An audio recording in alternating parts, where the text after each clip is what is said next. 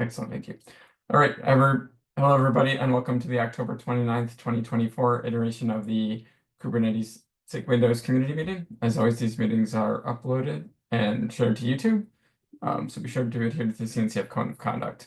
For anybody that's new, that pretty much just boils down to be nice. So, all right, let's get started. I guess the first announcement is code freeze is coming. I believe that's next Thursday, Friday, depending on the time zone.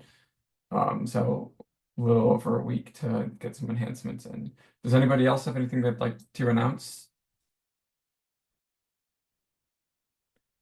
I guess one more thing is, I think I've said this before, but if anybody who's planning on attending KubeCon, that'll be there the Monday beforehand.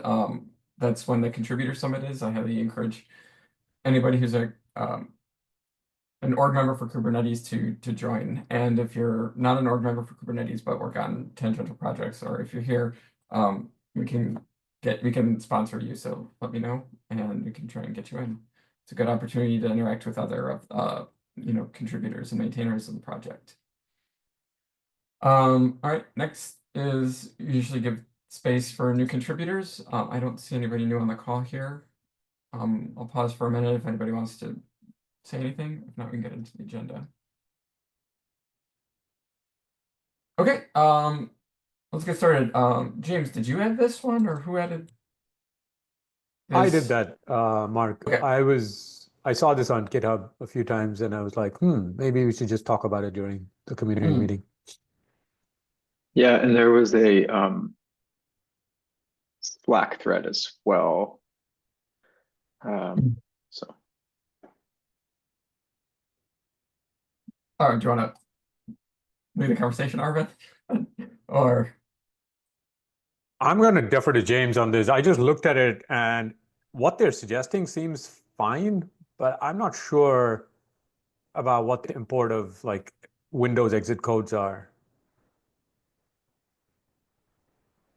Yeah, so go ahead.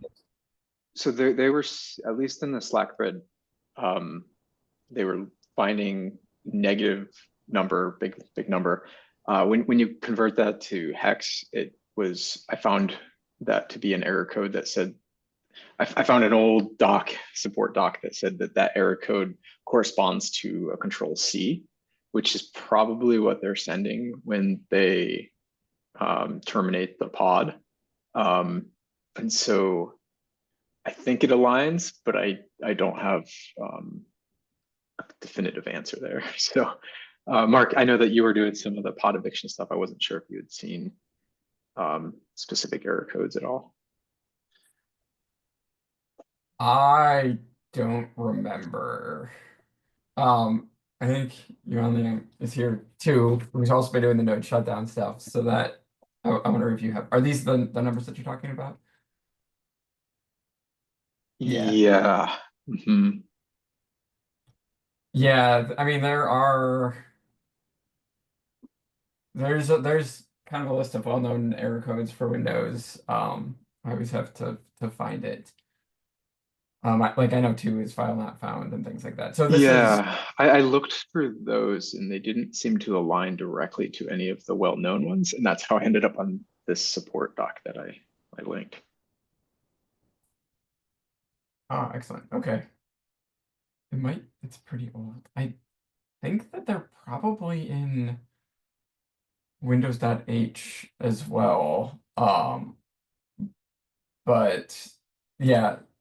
So I'm guessing the intention here is to check for if there's either of these error codes and then don't restart the pod because it's assumed it was intentional.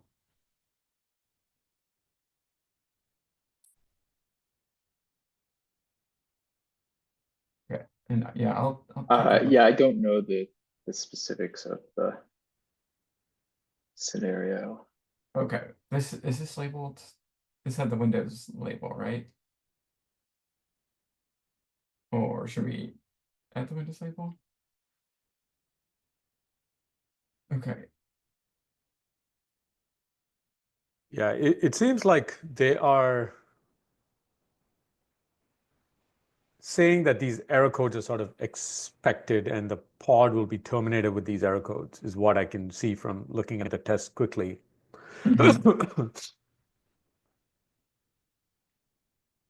Yeah. Which is where I was like not sure if, these are sort of expected error codes or we're just running into something.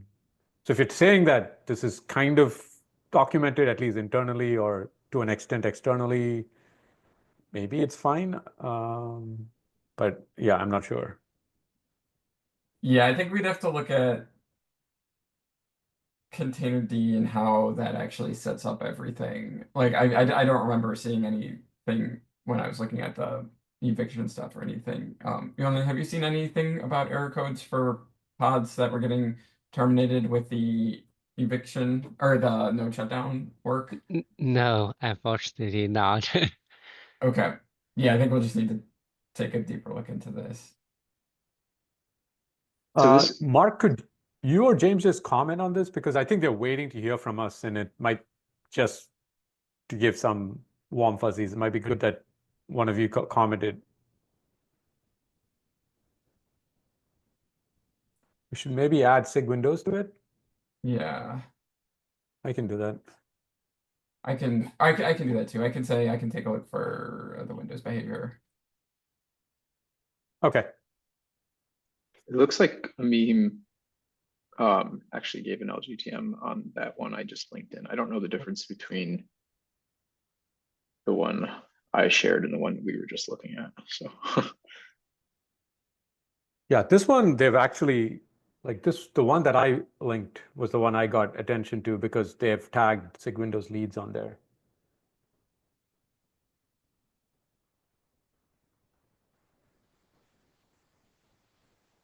Okay. I can follow up probably today. Okay. Like I think it all just depends on how I think the specific question about negative Windows error codes, I think it all just depends on what's processing those error codes. I think that it's expected that it's a 32-bit long like hexadecimal value.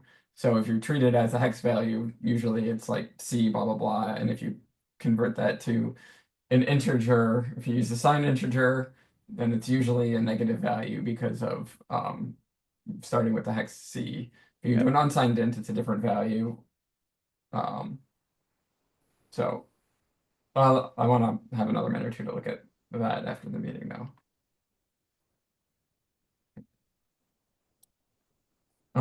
So I think that should probably be fine.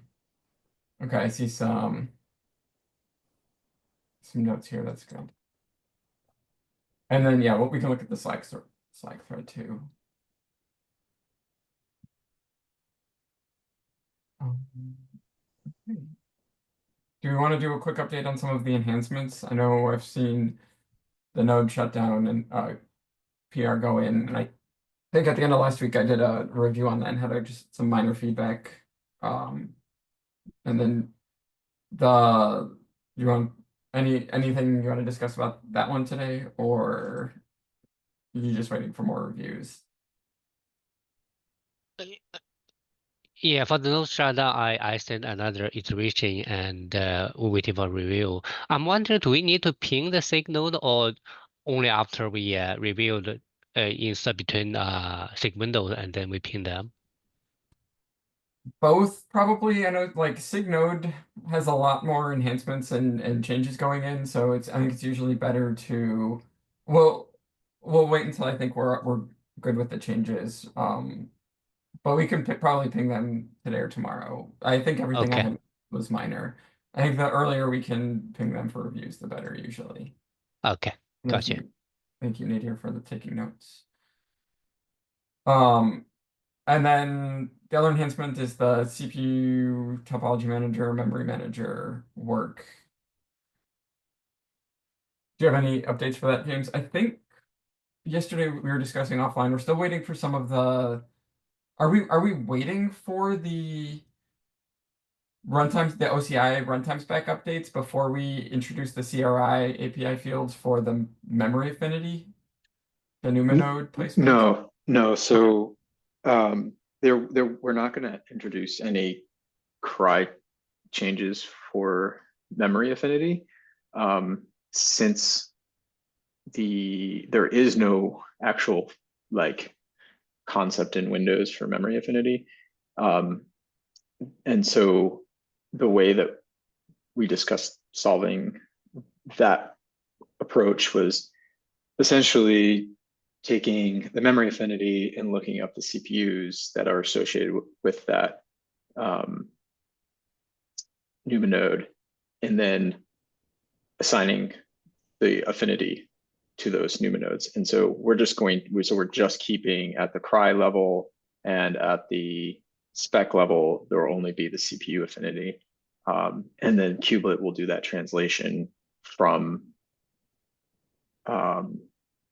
the memory NUMA node selection to the CPUs, since it has that information.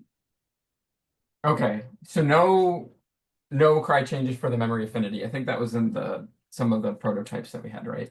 It was initially in the prototypes, and then there was a few different conversations. I think the one on the spec changes, the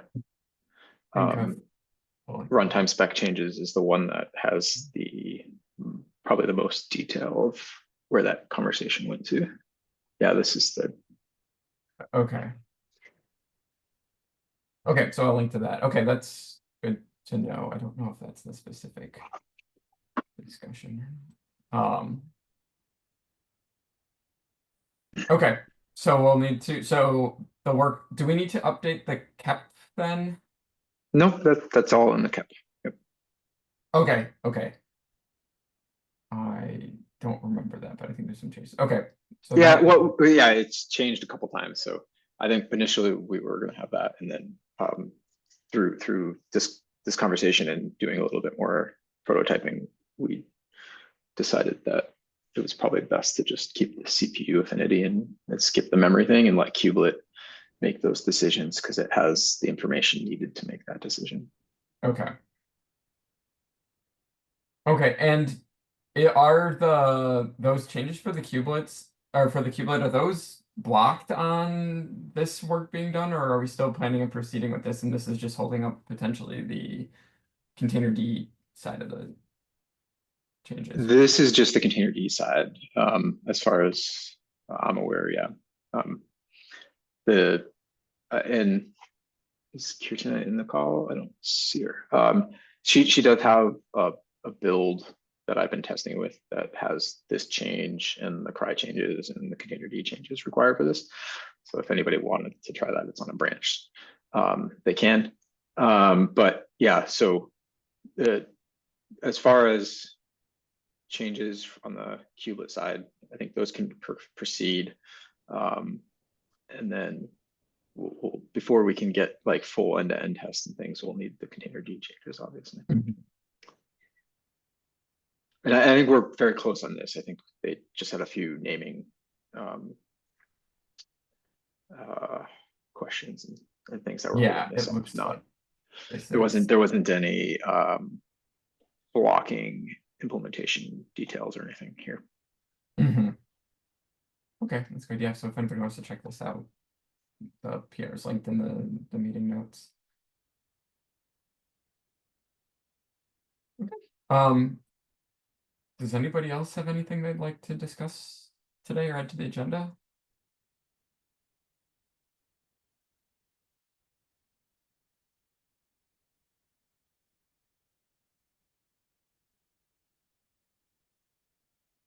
Going once. Going twice. Okay.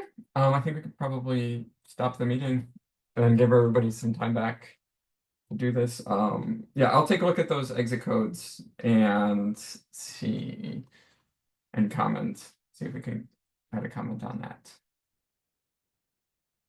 All right.